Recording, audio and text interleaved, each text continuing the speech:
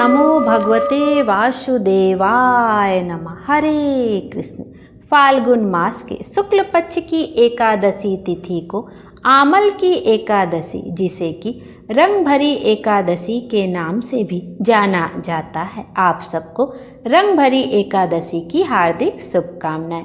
भगवान विष्णु की कृपा आप पर और आपके पूरे परिवार पर हमेशा बनी रहे। आइए आज के वीडियो में हम आमल की एकादशी की व्रत कथा का श्रवण करेंगे। शुक्ल पक्ष की द्वादशी तिथि को गोविंद द्वादशी के रूप में मनाया जाता है। द्वादशी तिथि के देवता भगवान विष्णु हैं, इसलिए द्वादशी तिथि के दिन श्री हरि की उपासना श्रेष्ठ मानी गई है। पुराणों के अनुसार द्वापर युग में महाभारत युद्ध के दौरान श्री कृष्ण के मांगने पर बालक बर्बरीक ने इसी दिन अपने को दान किया था। कलयुग में शीश के दानी को ही बाबा खाटू श्याम के रूप में पूजा जाता है और खाटू श्याम जी के मंदिर में फाल्गुन मास शुक्ल पक्ष में बहुत बड़े मेले का आयोजन भी होता है। इस मेले को देखने के लिए बहुत बहुत दूर से श्रद्धालु लोग आते हैं। ऐसी मान्यता है कि यहाँ आकर श्याम जी के दर्शन करने से सभी कष्टों से मुक्ति मिलती है और समस्त मनोकामनाएं पूर्ण हो जाती है। आइए आज के वीडियो में हम रंग भरी एकादशी की व्रत कथा का श्रवण करने से पहले गोविंद द्वादशी की व्रत कथा का भी श्रवण करते हैं। प्रेम से बोलिए कृष्ण कन्हैया की जय, विष्णु भगवान की जय। महाबली भीम के पुत्र घटोत्कच और दैत्य राज मूर की पुत्री मौरवी यानी कामकंठ कटा के अति बलशाली पुत्र बर्बरी हुए। बर्बरीक को खाटू श्याम सरकार, सूर्य वर्चाशीष के दानी, तीन बाणधारी जैसे नामों से भी जाना जाता है। एक बार परम तेजस्वी बर्बरीक ने श्री कृष्ण से पूछा, हे प्रभु, इस जीवन का सर्वोत्तम उपयोग क्या है? श्री कृष्ण बोले, हे पुत्र, परोपकार और निर्बल का सहारा बनकर सदैव धर्म का साथ देते रहना ही जीवन का सर्वोत्तम उपयोग है। इसके लिए तुम्हें बल और शक्तियाँ अर्जित करनी पड़ेंगी। इसीलिए तुम महिसागर क्षेत्र में नौ दुर्गा की आराधना कर शक्तियाँ अर्जित करो। बर्बरीक ने 3 वर्षों तक कठोर तपस्या कर माँ दुर्गा को प्रसन्न किया। देवी ने बर्बरीक को 3 बाण और कई शक्तियाँ प्रदान की, जिससे तीनों लोकों को जीता जा सकता था। जब बर्बरीक की महाभारत का युद्ध देखने की इच्छा हुई, तब वे माँ से आशीर्वाद प्राप्त करने पहुँचे। तब माँ को हारे हुए पक्ष का साथ देने का वचन देकर युद्ध भूमि की तरफ उन्होंने प्रस्थान किया। सर्वव्यापी भगवान श्री कृष्ण युद्ध का अंत जानते थे, इसलिए उन्होंने सोचा कि अगर कौरवों को हारता देखकर बर्बरीक कौरवों का साथ देने लगे तो पांडवों की तो हार निश्चित है। इसलिए लीलाधर ने एक ब्राह्मण का वेश धारण कर चालाकी से बालक बर्बरीक का शीर्ष दान में मांग लिया। बर्बरीक को आश्चर्य हुआ कि कोई ब्राह्मण उनका शीश क्यों मांगेगा। ऐसा सोचकर उन्होंने ब्राह्मण से उनके वास्तविक रूप में दर्शन की इच्छा व्यक्त की। तब श्री कृष्ण ने उन्हें अपने विराट रूप के दर्शन कराए। बर्बरीक ने उनसे प्रार्थना की कि वे अंत तक युद्ध देखना चाहते हैं। श्री कृष्ण ने बर्बरीक की यह बात स्वीकार कर ली और उनका सिर सुदर्शन चक्र से अलग कर दिया। शीश काटने के बाद माँ चंडिका देवी ने वीर बर्बरीक के शीर्ष को अमृत से सींच के देवत्व प्रदान किया। तब इस नवीन जागृत शीर्ष से श्री कृष्ण बोले, हे वत्स, जब तक पृथ्वी, नक्षत्र और सूर्य चंद्रमा है, तब तक तुम सभी लोगों के लिए पूजनीय हो जाओगे। इस तरह उनका शीश युद्ध भूमि के समीप ही एक पहाड़ी पर सुशोभित किया गया, जहाँ से बर्बरीक संपूर्ण युद्ध का जायजा ले सकते थे। श्री कृष्ण ने युद्ध की समाप्ति के बाद बर्बरीक के शीर्ष को पुनः प्रणाम करते हुए कहा, हे वीर बर्बरीक, आप कलयुग में मेरे नाम से सर्वत्र पूजित होकर अपने भक्तों के अभीष्ट कार्यों को पूर्ण करोगे। ऐसा कहने पर समस्त नभमंडल उल्सित हो उठा और श्याम बाबा के देव स्वरूप शीश पर पुष्प वर्षा होने लगी। सभी मिलकर प्रेम से बोलिए, खाटू श्याम बाबा की जय। आइए अब भगवान श्री हरि की एक बहुत ही प्यारी सी और दुर्लभ कथा का श्रवण करते हैं। इस कथा को आप सभी बहुत ही प्रेम और धैर्य के साथ इस कहानी को पूरा जरूर सुनिएगा। इसके बाद हम सुनेंगे आमल एकादशी की व्रत कथा। एक बार किसी गांव में हरिदास नाम का एक किसान रहा करता था और वह भगवान कृष्ण की बहुत पूजा पाठ किया करता था। उनका बहुत बड़ा भक्त था। लगभग हर महीने ही वह वृंदावन जाता और वहाँ भगवान को पेड़ों का भोग लगाता। वृंदावन में भगवान श्री कृष्ण को पेड़ों का भोग जरूर लगाया जाता है, क्योंकि यह भगवान कृष्ण के प्रिय भोगों में से एक है। वह किसान भगवान को भोग लगाने के बाद बचे हुए पेड़े प्रसाद रूप में घर लाता और आसपास के लोगों में बांट दिया करता था। लगभग कई सालों से यही क्रम चल रहा था। एक दिन वह किसान वृंदावन में बाके बिहारी जी के दर्शन करने जा रहा था। तभी रास्ते में उसने एक हलवाई की दुकान देखी, जिस पर एक खास तरह की मिठाई बन रही थी। उसे देखकर हरिदास को कुछ समझ में नहीं आया, तो वह हलवाई से पूछने लगा, अरे भैया, आप यह कौन सी मिठाई बना रहे हैं? तो हलवाई बोला, भैया, इसे खुरचन कहते हैं। खुरचन और यह यहाँ की सबसे मशहूर मिठाई है और नंदलाला को बहुत पसंद है। जरा खाकर तो देखो। तो हरिदास बोला, नहीं, मैं पहले ही अपने कान्हा को भोग लगाऊंगा, उसके बाद ही खाऊंगा। एक काम करो, तुम पेड़ों की जगह आज मुझे यही मिठाई दे दो। हलवाई से खुरचन लेकर वह किसान मंदिर पहुंच गया। बिहारी जी की पूजा की और भोग लगाकर वापस गांव आ गया। उसके बाद तो वह हर महीने कान्हा जी को खुरचन का भोग लगाने लगा। इसी बीच मौसम बदला और गर्मियाँ शुरू हो गई। फिर एक बार वह वृंदावन जाने लगा तो रास्ते में उसी हलवाई की दुकान पर पहुंच गया, लेकिन इस बार उसे दुकान पर कहीं भी वह खुरचन नजर नहीं आई, जिसका भोग वह कान्हा जी को लगा रहा था। हरिदास ने हलवाई से पूछा, भैया, आज खुरचन नजर नहीं आ रहा, क्या बात है?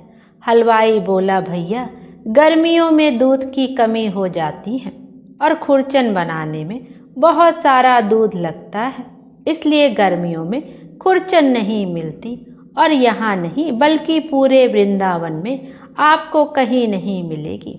आज खुरचन की जगह पर तुम यह पेड़े ले जाओ।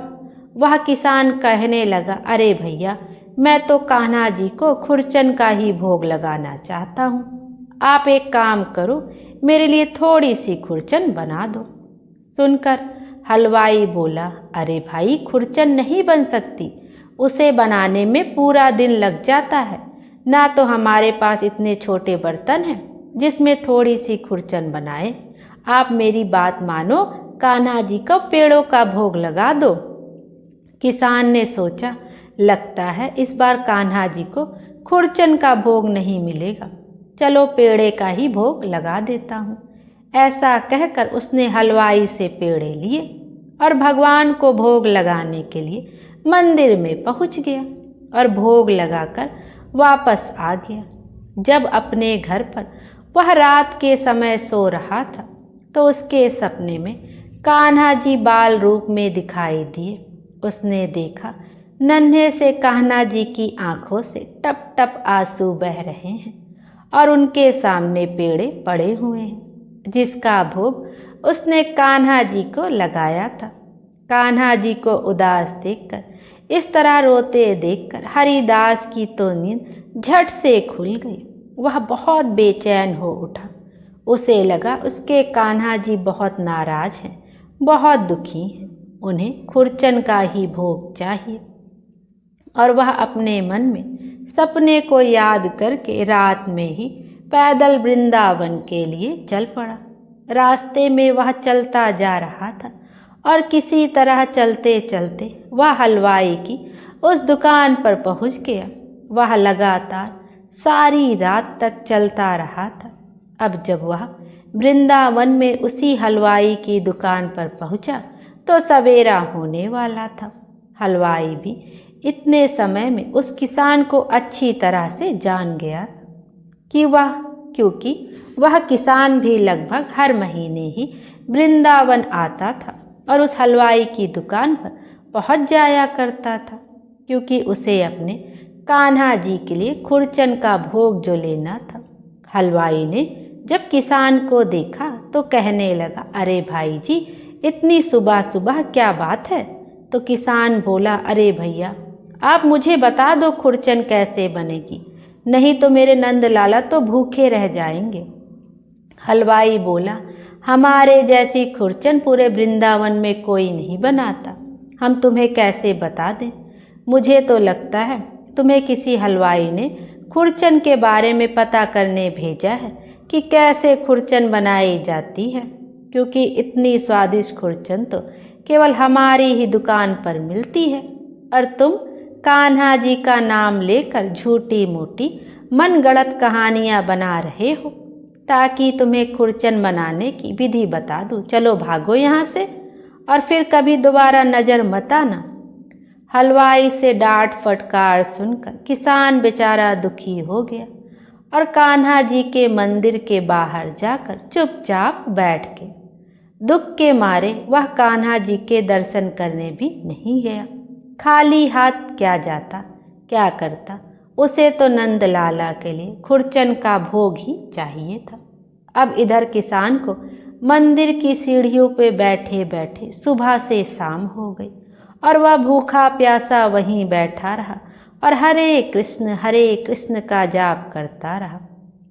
शाम के समय किसी तरह वही हलवाई जिसने किसान को डांट कर भगा दिया था, हरिदास को यानी उस किसान को ढूंढते हुए आया और कहने लगा, भाई जी, मैं बहुत देर से आपको ढूंढ रहा हूँ। आपको मैंने दुकान से भगा दिया, उसके बाद से ही मेरी दुकान पर तो एक भी ग्राहक नहीं आया।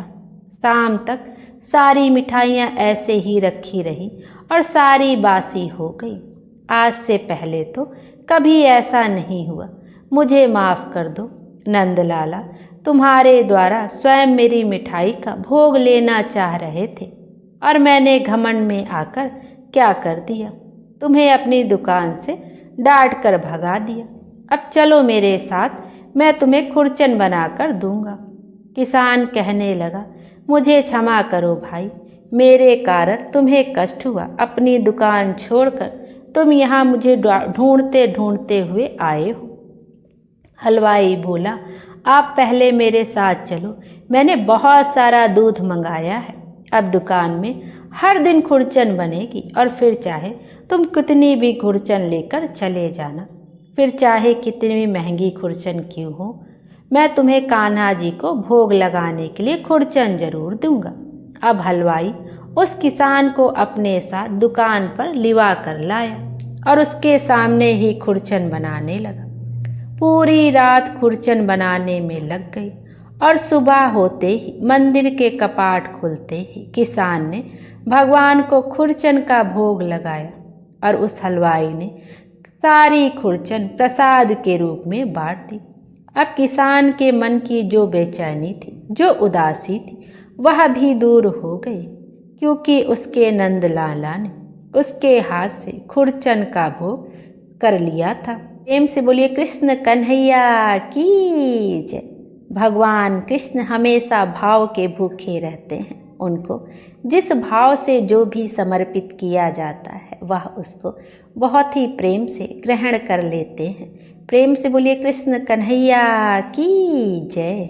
आइए अब आमल की एकादशी की व्रत कथा का श्रवण करते हैं। सूत जी ने 88,000 ऋषियों को संबोधित करते हुए कहा, हे ऋषियों, एक बार की बात है, महान राजा मानधाता ने वशिष्ठ जी से पूछा, हे वशिष्ठ जी, यदि आप मुझ पर प्रसन्न हैं तो ऐसे व्रत की कथा कहिए जिससे मेरा कल्याण हो। महर्षि वशिष्ठ जी बोले, हे राजन, सब व्रतों से उत्तम और अंत में मोक्ष देने वाला आमल की एकादशी का व्रत है। राजा मानधाता ने कहा, हे मुनिवर, इस आमल की एकादशी व्रत की उत्पत्ति कैसे हुई? इस व्रत के करने की विधि क्या है? हे वेदों के ज्ञाता, कृपा करके इसका सब विवरण मुझसे विस्तार पूर्वक कहें। मुनि वशिष्ठ ने कहा, हे नृपश्रेष्ठ, मैं तुम्हारे समक्ष विस्तार से इस व्रत का वर्णन करता हूँ। यह व्रत फाल्गुन माह शुक्ल पक्ष में होता है। इस व्रत के फल से समस्त पाप नष्ट हो जाते हैं। इस व्रत का पुण्य 1000 गौदान के फल के बराबर है।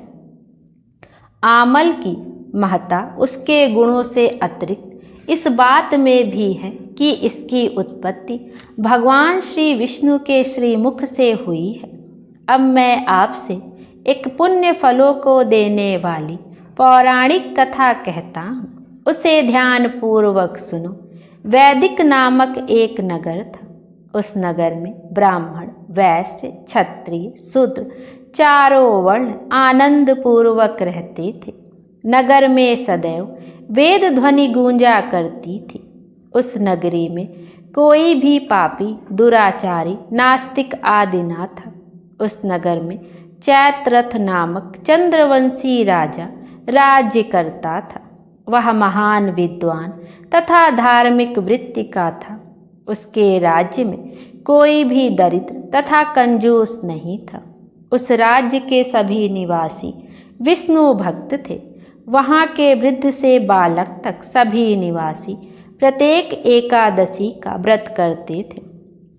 एक समय फाल्गुन मास के शुक्ल पक्ष की आमल की एकादशी आई। उस दिन राजा से प्रजा तक, वृद्ध से बालक तक सबने हर्ष सहित उस एकादशी का व्रत किया। राजा अपनी प्रजा के साथ मंदिर में आकर कुंभ स्थापित करके तथा धूप, दीप, नैवेद्य, पंचरत्न, छत्र आदि से धात्री का पूजन करने लगे। वे सब धात्री की इस प्रकार स्तुति करने लगे, हे धात्री, आप ब्रह्मा स्वरूप हैं। आप ब्रह्मा जी द्वारा उत्पन्न हो और समस्त पापों को नष्ट करने वाली हैं। आपको नमस्कार है। आप मेरा अर्घ स्वीकार करो। आप श्री रामचंद्र जी के द्वारा सम्मानित हैं। मैं आपसे प्रार्थना करता हूँ, मेरे समस्त पापों का हरण करो। उस देवालय में रात्रि को सबने जागरण किया। रात्रि के समय उस जगह एक बहेलिया आया। वह महापापी तथा दुराचारी था। अपने कुटुंब का पालन वह जीव हिंसा करके करता था। वह भूख प्यास से अत्यंत व्याकुल था। कुछ भोजन पाने की इच्छा से वह मंदिर के एक कोने में बैठ गया। उस जगह विष्णु भगवान की कथा तथा एकादशी महात्म सुनने लगा। इस प्रकार उस बहेलिये ने समस्त रात्रि अन्य लोगों के साथ जागरण कर व्यतीत की। प्रातःकाल होते ही सभी लोग अपने अपने घर को चले गए। इसी प्रकार वह बहेलिया भी अपने घर चला गया और वहां जाकर भोजन किया। कुछ समय बीतने के पश्चात उस बहेलिये की मृत्यु हो गई। उसने जीव हिंसा की थी। इस कारण हालांकि वह घोर नरक का अधिकारी था, किंतु उस दिन आमल की एकादशी के व्रत तथा जागरण के प्रभाव से उसने राजा विदुरथ के यहाँ जन्म लिया। उसका नाम वसुरथ रखा गया। बड़ा होने पर वह चतुरंगणी सेना सहित तथा धन्य धान से युक्त होकर 10 सहस्त्र ग्रामों का पालन करने लगा। वह तेज में सूर्य के समान, कांति में चंद्रमा के समान, वीरता में विष्णु भगवान के समान और क्षमा में पृथ्वी के समान था। वह अत्यंत धार्मिक, सत्यवादी, कर्मवीर और विष्णु भक्त था। वह अत्यंत धार्मिक, सत्यवादी, कर्मवीर और विष्णु भक्त था। वह प्रजा का समान भाव से पालन करता था। दान देना उसका नित्य का कर्तव्य था। एक दिन राजा वसुरथ शिकार खेलने के लिए गए। दैवयोग से वह वन में रास्ता भटक गए और दिशा का ज्ञान न होने के कारण उसी वन में एक वृक्ष के नीचे सो गए। उसी समय पहाड़ी डाकू वहां आए और राजा को अकेला देखकर मारो मारो का उच्चारण करते हुए राजा वसुरथ की ओर दौड़े। वह डाकू कहने लगे कि इस दुष्ट राजा ने हमारे माता पिता, पुत्र पौत्र आदि सभी संबंधियों को मारा है तथा देश से निकाल दिया है। अब हमें इसे मारकर अपने अपमान का बदला लेना चाहिए। ऐसा कहकर वे डाकू राजा को मारने लगे और उस पर अस्त्र शस्त्र का प्रहार करने लगे। उनके अस्त्र शस्त्र राजा के शरीर पर गिरते ही नष्ट हो जाते और राजा को पुष्पों के समान प्रतीत होते थे। कुछ देर बाद विधाता की करनी ऐसी हुई कि उन डाकुओं के अस्त्र शस्त्र उन पर उल्टा प्रहार करने लगे, जिससे वे मूर्छित हो गए। उस समय राजा के शरीर से एक दिव्य देवी प्रकट हुई। वह देवी अत्यंत सुंदर थी तथा सुंदर वस्त्रों तथा आभूषणों से अलंकृत थी। उनकी भृकुटी टेढ़ी थी। उनकी आंखों से लाल लाल अग्नि निकल रही थी। वह उस समय काल के समान प्रतीत होती थी। उन्हें देखते ही देखते उन सभी डाकुओं को काल के गाल में पहुंचा दिया। जब राजा की नींद टूटी तो उन डाकुओं को मरा हुआ देखकर सोचने लगे कि इन दस्युओं को किसने मारा, मेरा इस वन में कौन हितैषी रहता है। जब राजा वसुरथ ऐसा विचार कर रहे थे तभी आकाशवाणी हुई, हे राजन, इस संसार में विष्णु भगवान के अतिरिक्त तेरी कौन रक्षा कर सकता है। इस आकाशवाणी को सुनकर राजा ने विष्णु भगवान को प्रणाम किया। फिर अपने नगर को वापस आ गए और सुखपूर्वक राज्य करने लगे। महर्षि वशिष्ठ बोले, हे राजन, यह सब आमल की एकादशी के व्रत का प्रभाव था। जो मनुष्य एक भी आमल की एकादशी का व्रत करता है वह प्रत्येक कार्य में सफल होता है और अंत में विष्णु धाम को जाता है।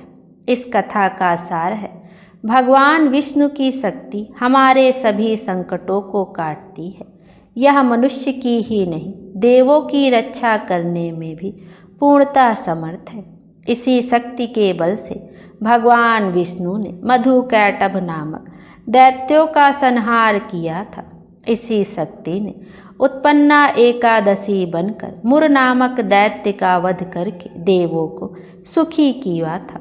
केवल एक बार आमल की एकादशी का व्रत करने वाले बहेलिए को जन्म जन्मांतर तक भगवान विष्णु की कृपा प्राप्त हो रही थी। प्रेम से बोलिए विष्णु भगवान की जय। विष्णु भगवान हम सब की मनोकामना पूर्ण करें और हमारे जीवन को खुशियों से भर दें। Thank you. राधे राधे। ओम नमो भगवते वासुदेवाय नमः। हरे कृष्ण।